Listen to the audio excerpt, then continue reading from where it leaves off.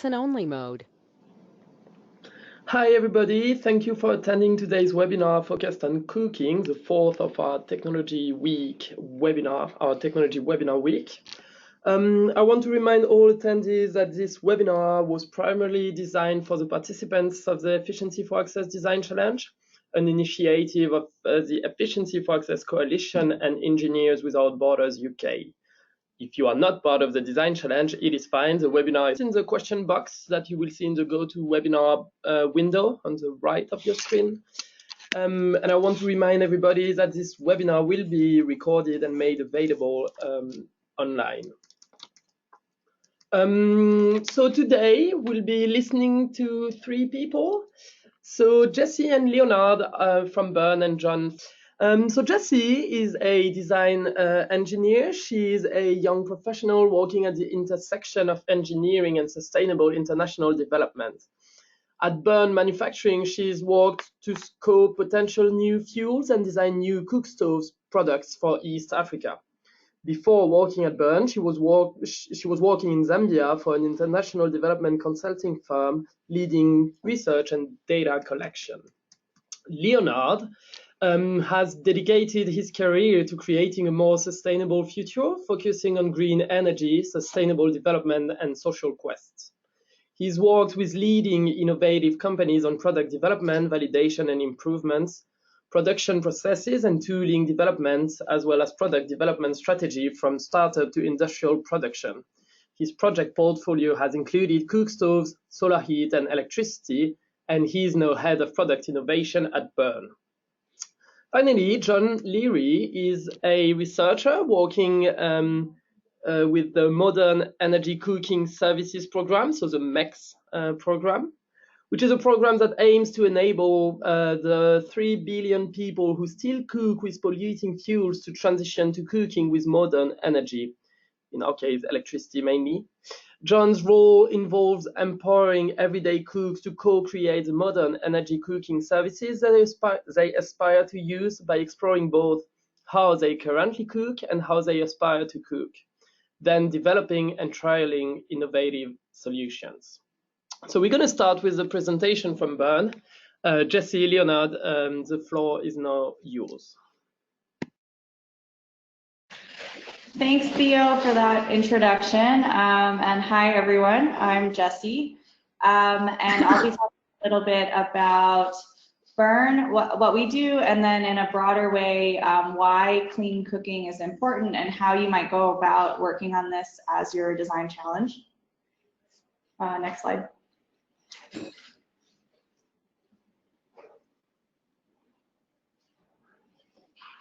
Thanks.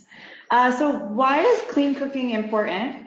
Around much of the developing world, people cook with very outdated technology using very dirty fuels is kind of the essence of this.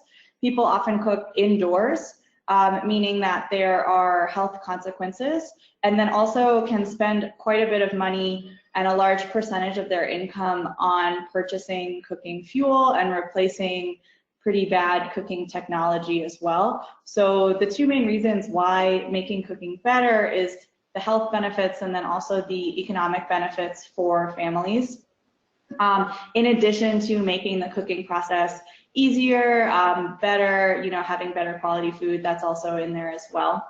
So indoor air pollution and respiratory diseases are a really big health problem around the world.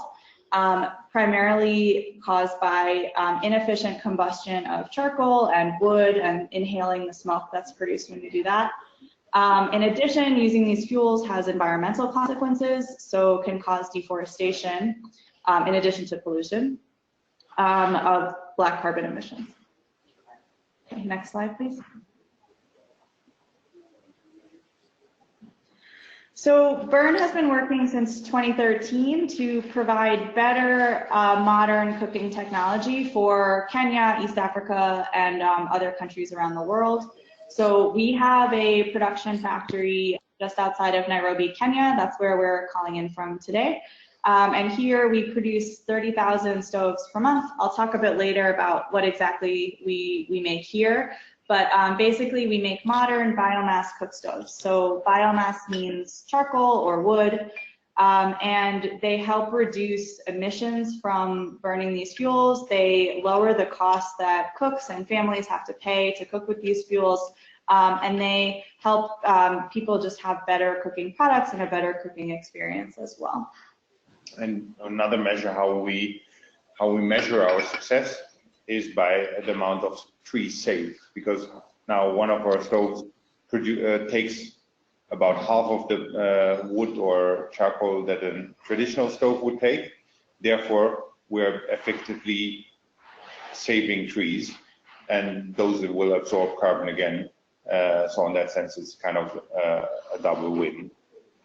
Right. Clean cooking is a really comprehensive issue. It affects a lot of different problems and challenges for people up to entire ecosystems as well.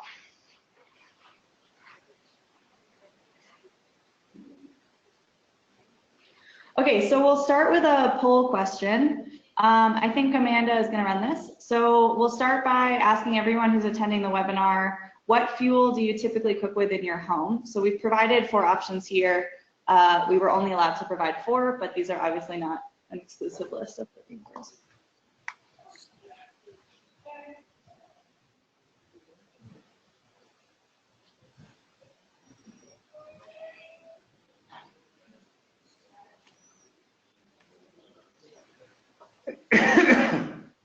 So what fuel are you cooking with? I cook with gas at home, actually.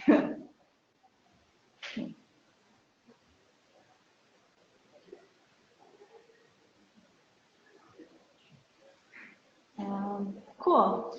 Yeah, so that's about what I expected. Electricity and gas are considered clean, more modern fuels.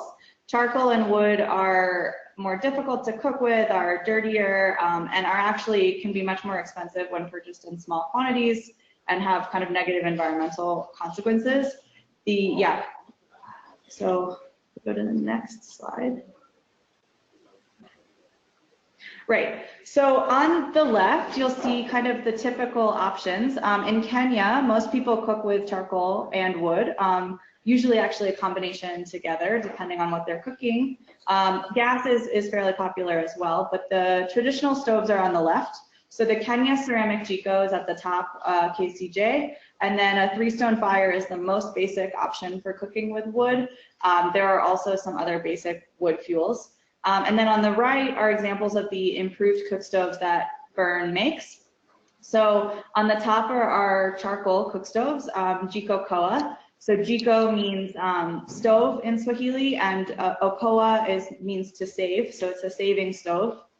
And it's more efficient. It can reduce charcoal spending and charcoal consumption by up to 40 or 50% for a household in Kenya, which means that they can save over $2 per week and $119 per year throughout the lifetime of the stove, which is about a month of income every year, and is a really high return on investment from using this stove.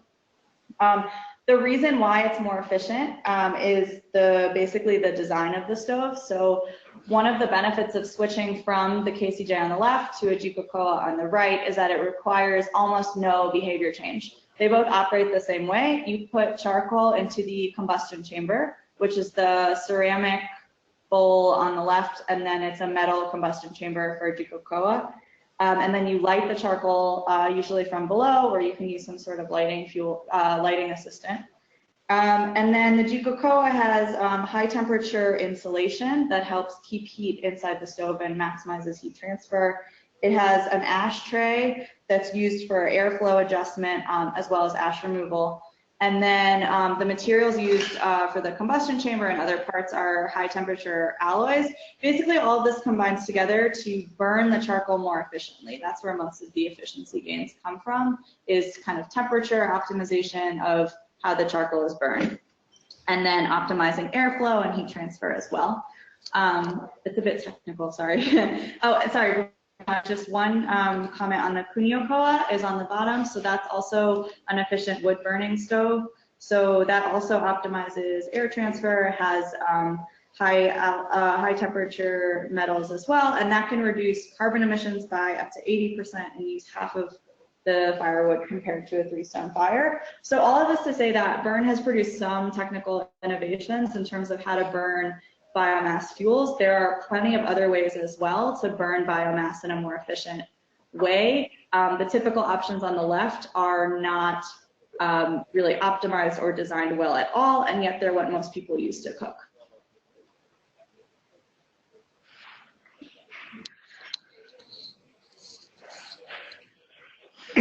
So what may be interesting for you is like how we actually come to a product. So we have a full product development team. I think we're, yeah, depending on how many projects we're running, we're between 5 and 10 people. We work closely together with market research, and so we follow a kind of a typical design cycle from in the sense of human-centered design, where we are looking at the customer first. So we want to really see how are they using their stoves, how much behavior change is acceptable, and what would really improve their behavior or their lives. So we really go to the field. We spend a lot of time with the people that we're developing the stoves for, and see what can make the best impact for them. From there on, we're kind of deriving our design parameters, bordering out how far we can go to one side, how far we can go to the other side. Make sure that we are very sure that we're designing the right thing.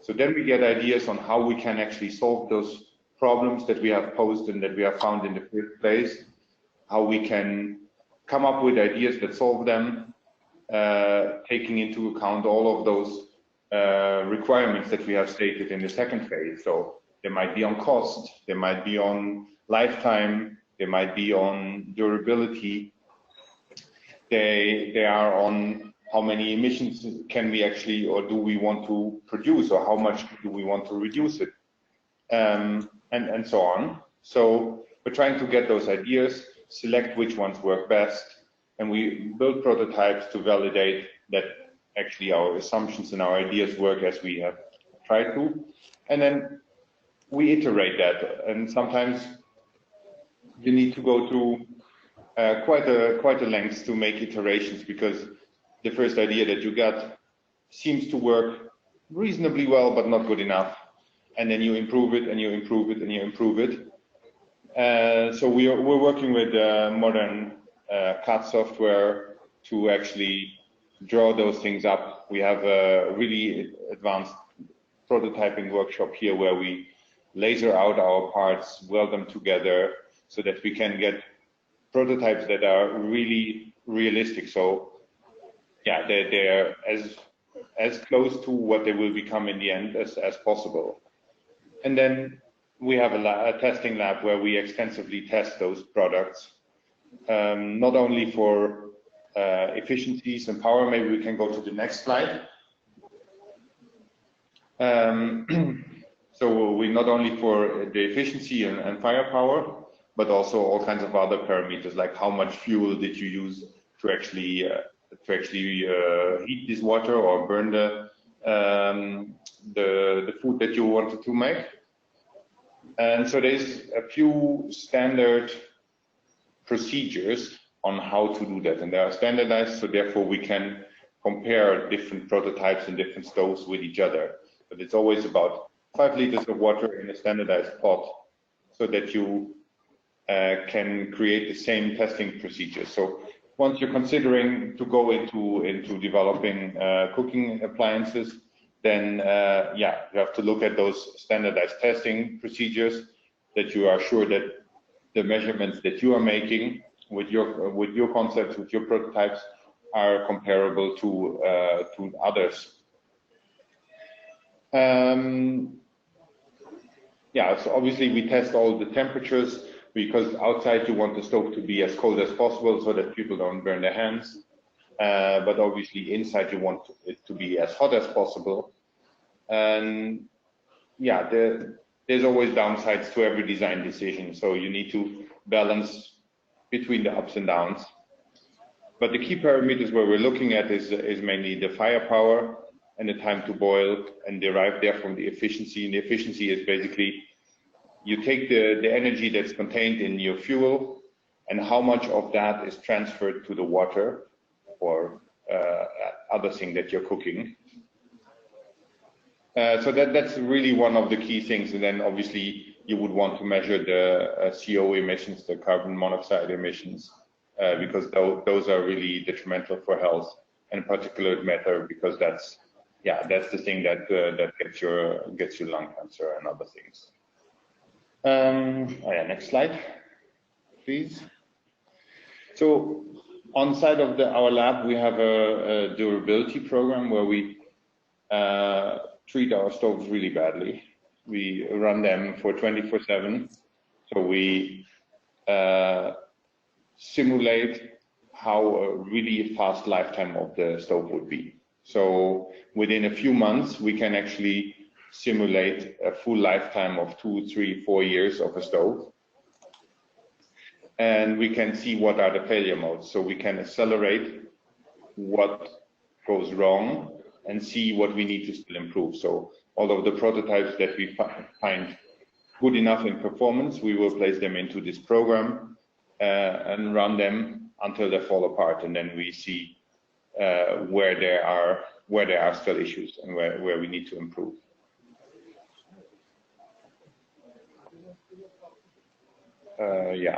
Next slide, please. Cool. So outside of the lab, we do extensive user testing for every product, but especially for something like cook stoves. The results that you get in someone's kitchen or someone's home are often very different than what you would get just based on lab results. So we make sure to incorporate these early in the process. So the main kind of user testing that we do are focus groups where people will come in and actually cook meals on different stoves right after each other. That's a really great way to get a lot of user feedback on what kinds of stoves they like. It's a really obvious way to see what's a benefit or a drawback of a certain stove or a certain fuel. Controlled cooking tests are also helpful. So that's where we kind of measure exactly what ingredients are going into each stove, and that gives you kind of the cost to cook. So on the right, this is based on Burns data from controlled cooking tests on githeri, which is a pretty common Kenyan long boiling meal, a mixture of maize. And so you can see that you can kind of directly compare what it's like or how much it costs to cook on different stoves and different fuels. There's other parameters as well. We usually get user feedback from those sessions. And then home placements are always key because people cook very differently when you're standing there watching them than they do when they're at home not being observed. So we talk to a lot of cooks about how they actually cook in their homes, and then also sometimes try to collect objective data. The stove use monitoring systems or SUMS is an industry standard term that means kind of data collection devices, usually temperature sensors that are placed on stoves in people's homes that tell you how often they're being used and which stoves are being used more than others. And so if you do this design challenge, if you look at cooking, thinking through what it actually looks like for someone to use that stove to cook. So how much does it cost? Do they like it? What are the challenge points? And then even if people say that they like it, how much will they actually use it when they're in their homes? Next slide, please. Okay, so another poll question. How many different types of cooking appliances do you have in your home? 1, 2, 3, and then 4 is 4 or more.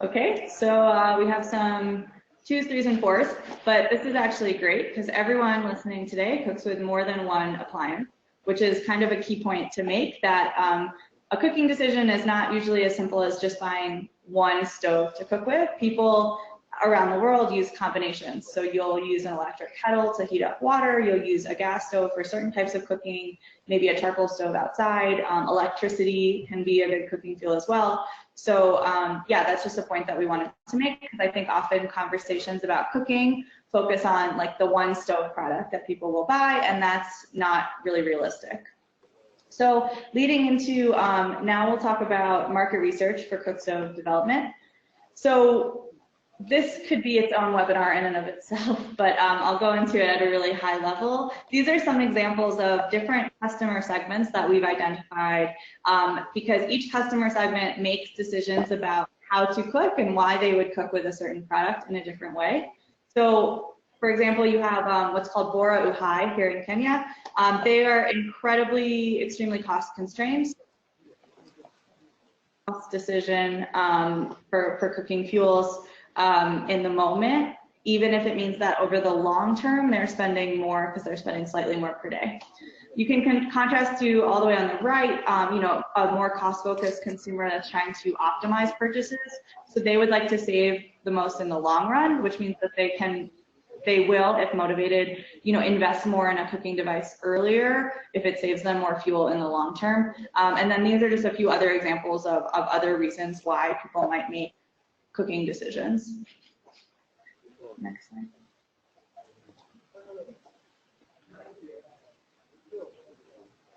Right, so then what we like to call them customer journeys. So since cooking is you know, a process that people do 3 times a day and it's really close to their heart, it's something that people are always thinking about. So over the course of their lifetime, people will, you know, everyone will purchase additional products.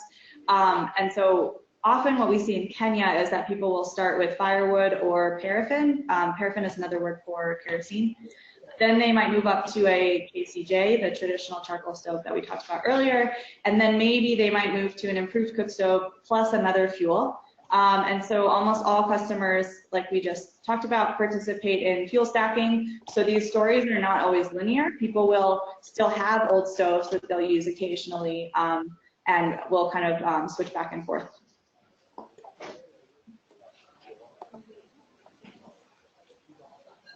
Oh, next slide, please. Okay, yeah, so just to conclude, cooking is a really complex issue. The behavior that's involved is, you know, involves like a lot of different factors, people's taste preferences, what they grew up eating, how they grew up cooking, in addition to just, you know, what foods are common in different countries, and what fuel they're using. The products themselves are really small, but are also a very complex system. And so, you know, design decisions for these involve a lot of trade-offs. And there are just so many areas of innovation in this space. So, you know, technology, obviously, designing new products, looking at financial innovation. So how do people spend money on cooking, and how can you get different business models in play for cooking technology? I think there's innovation with traditional fuels because people will probably still cook with these. So how can you make that really, you know, a better experience, and better for the environment and for their health and for the, you know, economics associated with that. And then also there are a lot of new clean fuels, and there's so much room for new technology there and behavior change, which is what I believe John is going to talk about next.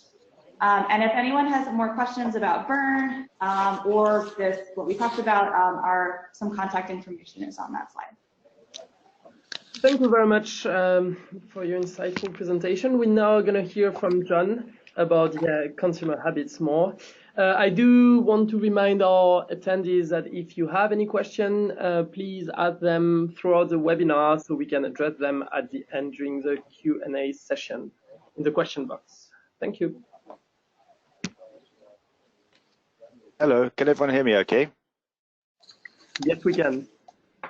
Okay, great. Well, firstly, thank you to Theo and Amanda for the invitation to share what we're doing with you today. And then also thank you to Jessie and Leonard for the excellent presentation, which flows very smoothly into what I'd like to share with you today, which is the opportunity for transitioning to electricity for cooking. Next slide, please. Okay, so my name's John Leary. I'm a researcher currently with Loughborough University. I studied mechanical engineering at the University of Sheffield and did a PhD which started off as engineering, but drifted very much more into the social sciences, as I realized that if you're designing technology for people, you really have to have a thorough understanding of what people want and what people need. And that really resonated with what Jessie and Leonard presented in terms of their product development process, in that you have to start with the user and then really understand how they work before you go about thinking about how a machine that might be able to help transform their lives might work. So I did quite a bit of work with Engineers Without Borders, including what's pictured in this photo here. This is me in rural Guatemala with a pedal-powered water pump that I designed during my master's project. At the time, there wasn't anything like this kind of design challenge available. So this is a really great opportunity and something I wish I had the opportunity to participate in the time that I was studying. So please do make the most of it. I'm now at Loughborough University and I'm working on electric cooking, specifically on the Modern Energy Cooking Services program. Can we go on to the next slide and I can talk a bit more about what that is? So Modern Energy Cooking Services is a UK government-funded research program designed to find pathways to enable the 3 billion people who are currently still cooking on biomass to transition to modern energy for cooking. So as Jessie, I think, was emphasizing before, what we mean by modern is electricity or gas or potentially some other fuels which really are clean in terms of the health impacts of using them, and have a user experience which is much more easier to use, for lack of a better word, than charcoal or other solid fuels, which really require a lot of time and a lot of skill from the cook. So I'd like to start with understanding the cook and present a couple of methodologies that we use to try and understand how people in sub-Saharan Africa and South and Southeast Asia currently cook, and how they aspire to cook in the future. I would like to share with you what we found out about the menu specifically in urban Kenya today, and then present a couple of opportunities. As you'll see in this picture here, there's an electric pressure cooker, and there's also a battery next to it.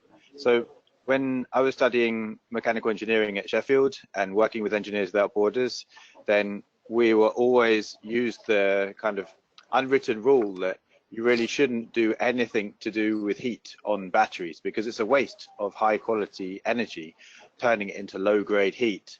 But really the world is changing, and I want to draw your attention to an opportunity, an emerging opportunity, to use battery supported electricity to bring access to modern energy cooking to billions of people. Next slide, please. Oh, sorry, I forgot the last point on that slide is why it's relevant to you, which is I want to end with some ideas for where you could focus on your design challenge, where this opportunity needs to go next in order to have the biggest impact. So I'm not going to spend too long on the problem of clean cooking, because I think Jessie and Leonard did a fantastic job of outlining that already. I just want to say that in terms of high-level political goals, then the global community has decided that the whole world should have access to energy in order to be able to develop to its full potential. And that the way that is divided currently under the Sustainable Development Goals, specifically goal number 7, is to say, well, people need access to electricity, but they also need access to clean cooking facilities. So the two are completely divided at this stage. You have the electrification industry, which has seen rapid progress, with many people being connected to grid electricity and many off-grid solutions such as solar home systems and mini grids being disseminated at scale across the world. Whereas in clean cooking, in general, there's been quite slow progress, and in some contexts, particularly in sub-Saharan African nations, that progress has actually been negative, as in population growth is going faster than the number of people gaining access to clean cooking. And there's been a focus historically on improving the efficiency of biomass cooking. So that is improving, as we heard from Jessie and Leonard, the efficiency of getting that energy, which is chemically embedded within the fuel, into heat in your pot, which will cook the food. As a result, electricity has traditionally been discounted by the clean cooking industry because of a range of problems. Many people not having access to electricity fundamentally. If you live in an African village that's not connected to the grid, until recently, it's just not even on your radar at all. Poor quality wiring, blackouts, low voltage, and also cultural considerations. But the world is changing. Can we go on to the next slide, please? And there are emerging opportunities, such as, for example, the opportunity to cook on solar home systems. So we've noticed that solar panels, and in particular lithium-ion batteries, have been coming down in price quite rapidly over the last decade and back, but particularly most recently in this last 10 years or so. And at the same time, then the price of charcoal in many contexts where they are heavily deforested and there's very few trees left is rising quite rapidly.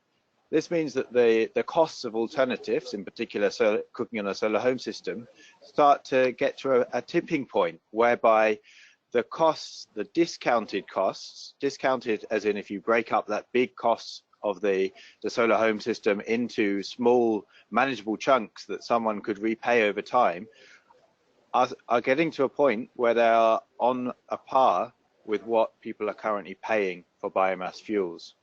Next slide, please. So battery-supported electric cooking can enable you to take electricity from any kind of source which produces electricity on an unreliable basis, for example, the sun, which is only there in the day and when it's not cloudy, or a grid which may have frequent blackouts or very unstable voltage. So you basically store up the power when it's available, and then you discharge the power into your cooking appliance when you want to cook. Next slide, please. This has been made possible because of a shift towards service delivery business models. So in the past, people generally just bought stuff, whereas now, especially in the solar industry, there's a whole financial system that's been set up to allow people to repay the cost of things that are actually quite expensive, like a solar home system, over time in small, manageable repayment systems. And that has worked well for solar lighting products. And the next logical step we see is going up a little in terms of the scale of the size of the system and therefore the cost into the world of solar electric cooking and more broadly battery supported electric cooking on a range of different energy sources. So obviously key to making this affordable is reducing the cost of the most expensive component, and that is the battery. So you can optimize the size of that battery by carefully considering what do people want that electricity for, and which appliances can they use to cook more efficiently, and which practices can they use to cook more efficiently. What do I mean by that? For example, practices, I mean, for example, if you have dried beans, soaking those beans overnight can already reduce the energy demand by half. And going from an electric hot plate to an electric pressure cooker, for example, can reduce the amount of energy you need by up to 80%. So in addition to these price drops of solar panels and lithium-ion batteries, there are now new ultra-efficient electric cooking appliances available. Back in the 1970s and the 80s, the only choice was really an oven and a hot plate, and maybe a few other very specific appliances, kettles, for example. But in the last few decades, then many other new appliances have been developed and are now available on the mass markets. Next slide, please. So what we want to find is what is the LED of battery-supported electric cooking. So the LED has really been one of the key catalyzing factors in the transition to solar electric lighting across the global south. So particularly in sub-Saharan Africa, using incandescent light bulbs requires you to have a solar home system sized about 10 times as big as if you're using LEDs. So the development of cost-effective and reliable LEDs allowed people to gain access to affordable lighting, because not because the LED was that much cheaper, but because the battery and the solar panel required to power that LED was much smaller and therefore much cheaper. So there's a whole range of electric cooking appliances available on the market today, some that are even not appliances, for example, just putting a lid on your pan, behavior change. But which one of those can give us the greatest amount of impact in terms of reduction of energy demand? Next slide, please. Okay, poll. So can I ask, how often do you cook at home? Do you cook all the time? Apart from occasionally maybe when you go out for food? Do you cook often? Do you cook rarely or never?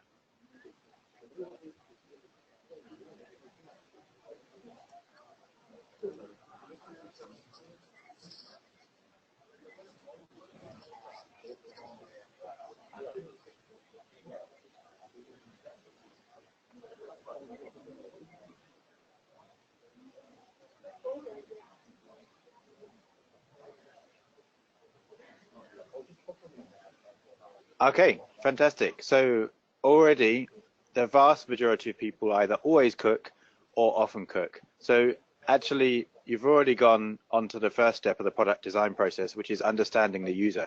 And that's one of the things that I really enjoy about working in the clean cooking industry, because it's something that many people do at home, and it's something that I personally enjoy. And I personally enjoy taking home the gadgets that we build and testing them whilst I make dinner. I find it's an experience that really helps me to understand the perspective of the user and helps me to design products that are much more tailored to real needs and aspirations.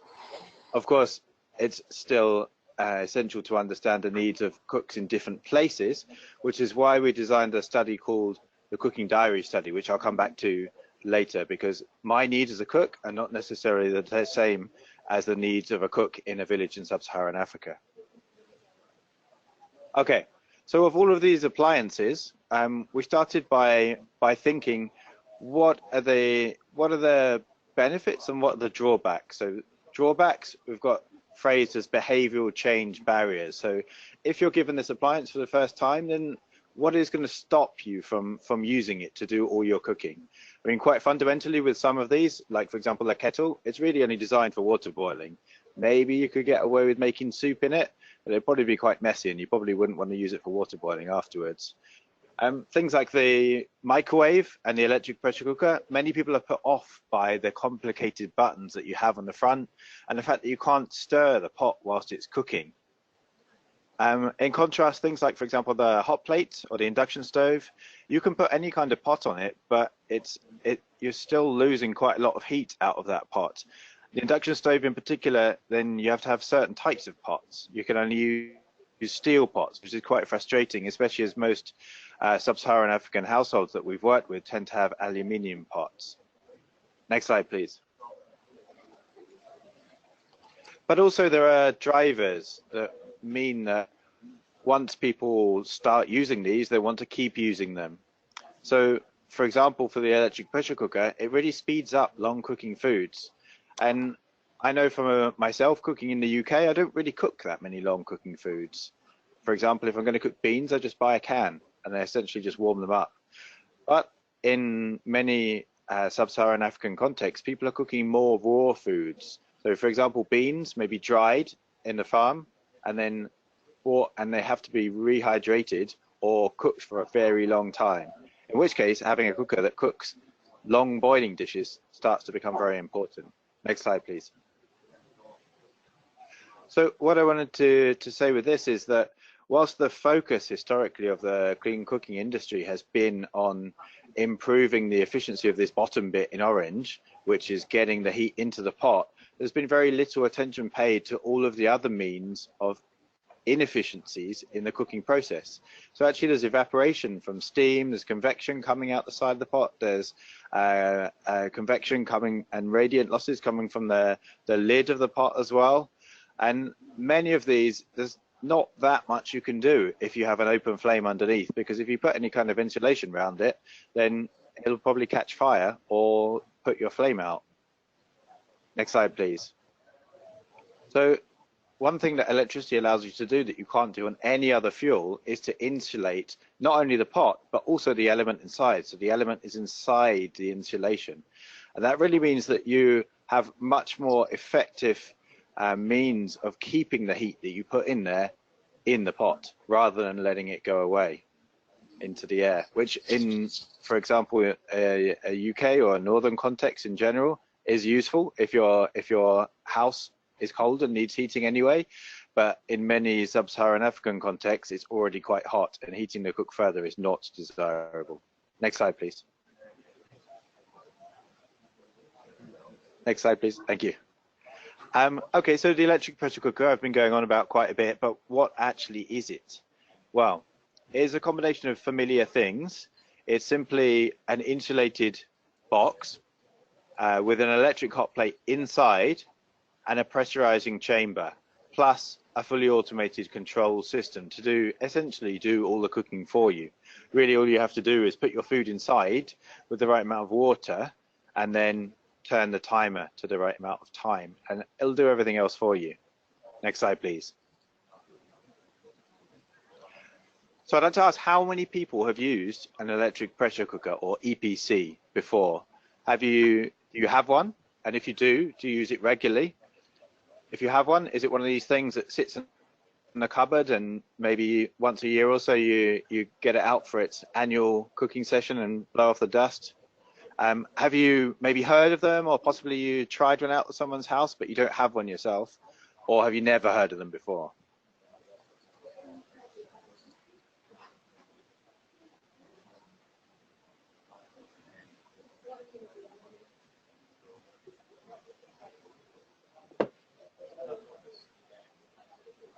Okay, so most people have heard of them, but not used one. This is a similar situation to me when I started doing this kind of research about 3 years ago. I had kind of loosely heard of them, but I had never used one myself. And really, for me personally, it's revolutionized my cooking. I now do the majority of my cooking in an electric pressure cooker because it saves me a lot of time, not just the time in terms of cooking the food, but also being able to leave it to go and do its thing whilst I go off and do other stuff like a webinar or write a paper or go out and enjoy the nice weather, any of these things. It stops you having to sit there and babysit the pot, which can be fun sometimes, but is a chore. Next slide, please.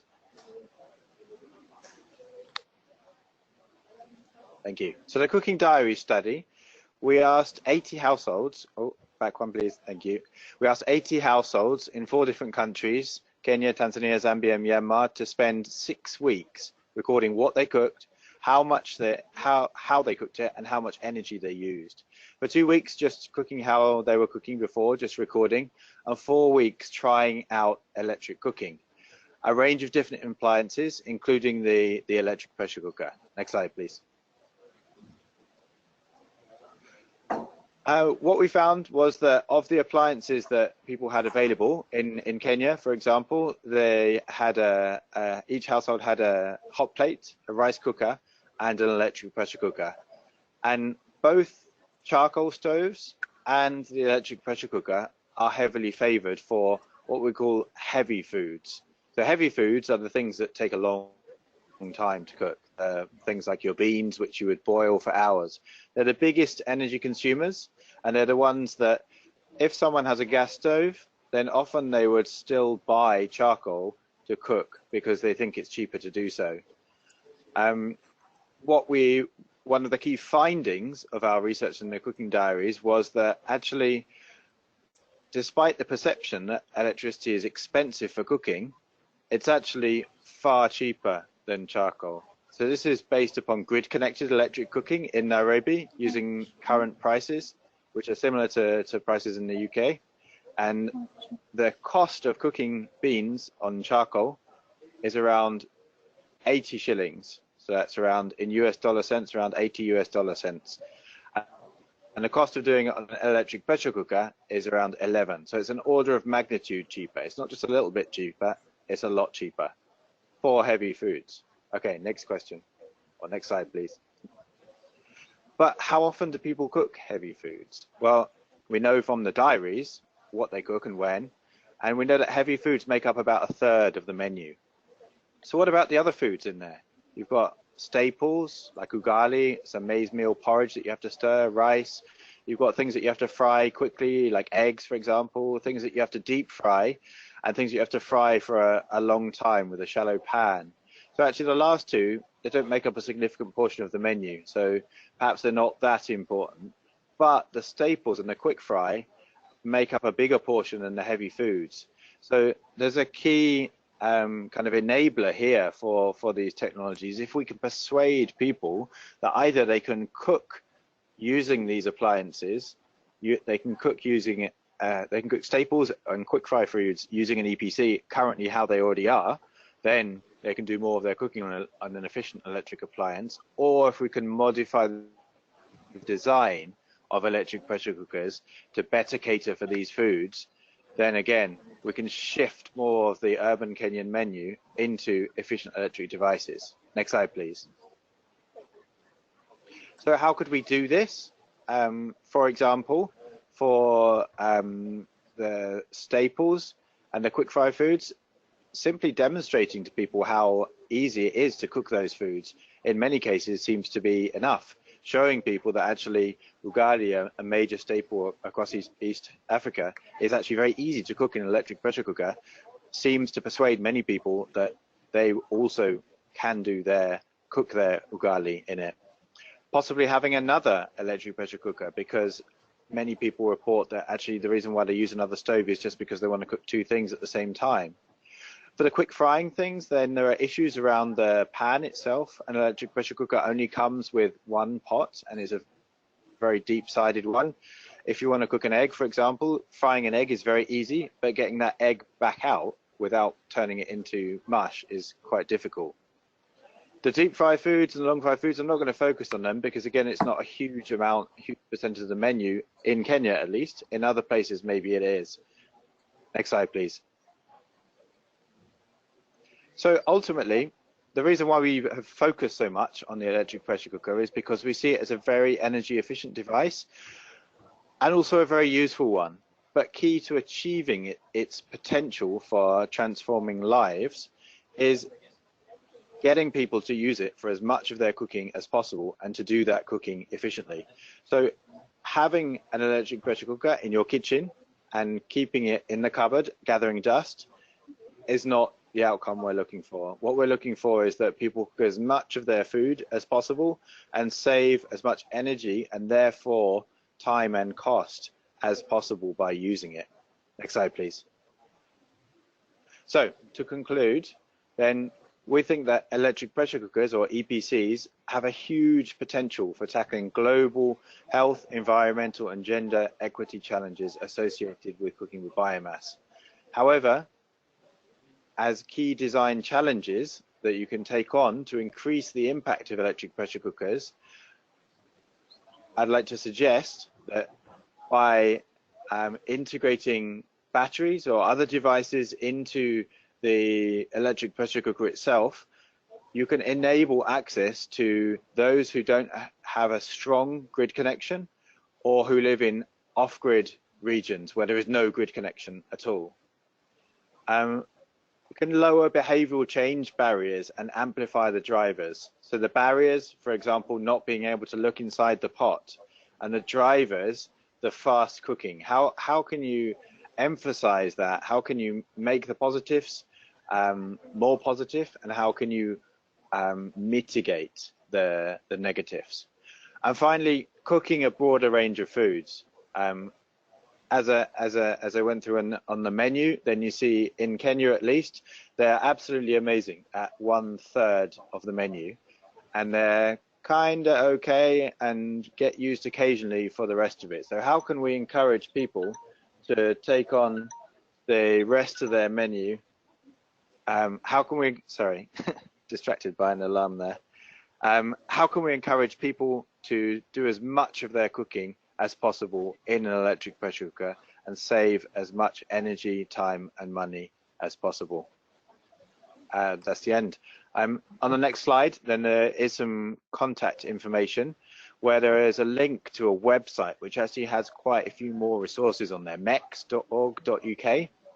So if you look on there, have an explore around, there's a whole bunch of different reports, videos, briefs, and most importantly, the e-cookbook that we put together for cooking heavy foods in Kenya. So please do go and have an explore, and don't hesitate to get in touch with me on that email address if you have any questions. Thanks for listening. Thank you very much, John. That was very insightful. We're going to now move to the Q&A session. So we have a few minutes. Do feel free to keep asking questions in the meantime. I'd like to start with a question for Bern, but John, I'm sure you will have things to add to the answer. You mentioned that the first step in any prototyping process was to do a market research. Could you be a bit more specific on what you're looking at in this market research when it comes to cooking? Yeah, sure. I mean, the quick answer is that it depends on what question you're trying to answer. There are so many different market research tools and ways that you can ask people about cooking behavior that will help you with some questions and not with others.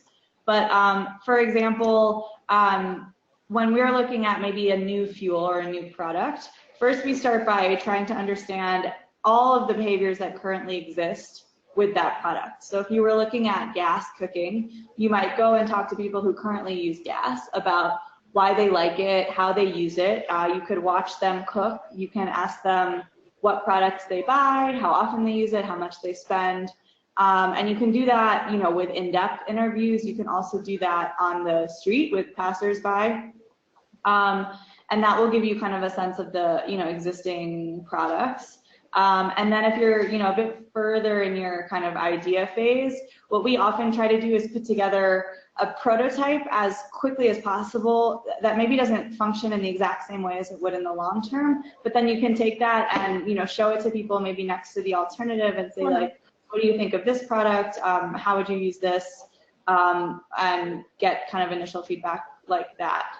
And then as soon as possible, we invite people to cook on any prototypes that we have, because that's the ultimate test. Great, thanks. John, I don't know if you want to add anything, or we can move to the next question. Oh, I think that's a very comprehensive description. Thank you. So we have another question. I think it's more for you, John. The question is, how efficient is it to use an induction stove with a pressure cooker, so a normal pressure cooker, non-electric, on top of an induction stove? And I guess in comparison with other solutions such as an EPC. Yeah, good question. So many people, when they think of efficient electric cooking, the first thing they think of is induction stove. So yeah, you can go out and you can buy a standard stovetop pressure cooker, or maybe you already have one. And if it has a steel base, then you can put it on the induction stove and you'll get the advantages of efficient heat transfer into the pot, and you'll get the advantages of faster cooking. So you might be able to cut your cooking time in half depending upon what you're cooking in there. What you won't get is the benefits of insulation. So the heat going into the pressure cooker will leave just as easily. And also another difference with stovetop pressure cookers is that they often have steam coming out the top of them, which again is energy that's leaving. Anytime you see steam or you feel heat around the outside, that's an inefficiency. So in terms of how efficient they are versus electric pressure cookers, I'm not sure I can give you a specific figure, as we haven't done that test ourselves. Although having said that, we do have some colleagues in Nepal who are doing that as we speak, but we don't have the data yet. But really, for me, the biggest difference between them is the insulation. I mean, just insulating a pot alone, we had some students at Nottingham University who did an experiment and showed that you could save half the energy for cooking simply by putting insulation around the pot. No pressurization, nothing else. Great, thanks. Another question is about cultural specificities. So obviously cooking is really tied to each country's habits, as you mentioned, and both of your organizations are working mainly in Kenya. what would it take to adapt an appliance to a different country, and what would be the challenges that are induced by cultural specificities? I don't know who wants to take the question first.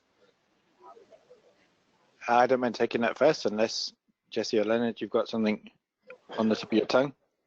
That's fine, you can go first. Okay, well, I think that's a really great question, and that is essentially what my job will focus on for the next 4 years. So how you understand a different culture, how they cook, and how compatible different electric or other modern cooking solutions might be is a real problem. Some cultures are very similar. For example, we did the cooking diary study in Tanzania and Zambia as well, and we found that actually the way that people cook is relatively similar. Whereas we also did the study in Myanmar in Southeast Asia, and we found that the way that people cook there is very different. The foods that they cook, the techniques that they use are quite different. So in fact, we don't emphasize the EPC as much when we are working in Myanmar. We look more at rice cookers and electric frying pans. So the way that you can understand how compatible these solutions might be in other places is to try and characterize the cuisine. So what do people cook, and how often do they cook those things? You might say, well, there's this one specific dish that people really like and is really important, but if they only cook it on special occasions, then it shouldn't have a big bearing on what solution you come up for an everyday cooking device.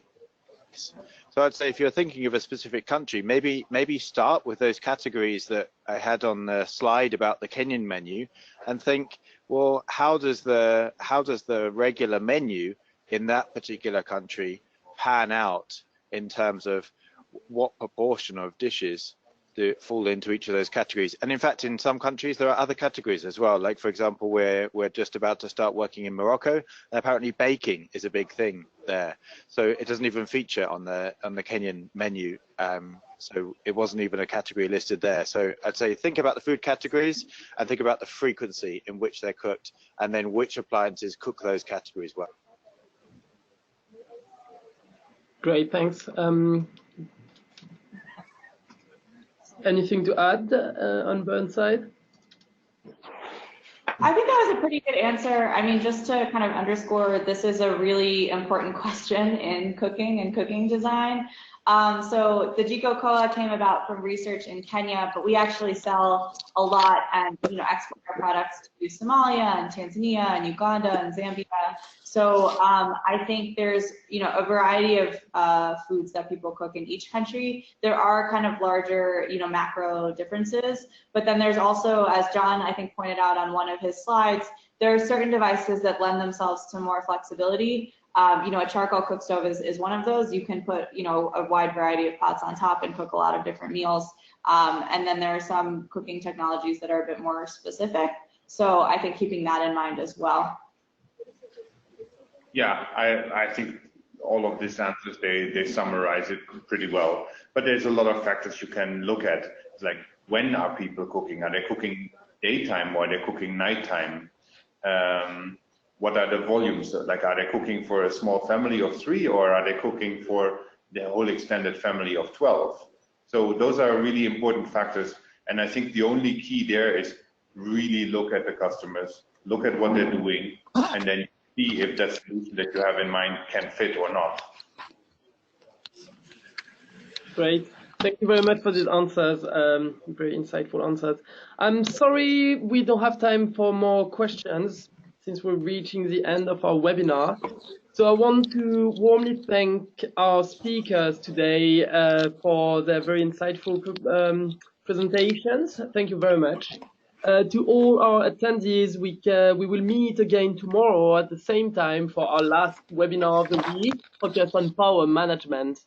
And we'll hear from Mkopa, from the battery research lead from Mkopa, and from Innovex Uganda, a company working on sensors. Thank you very much to all of you, and have a very good day. Thank you. Thanks for having us. Thanks.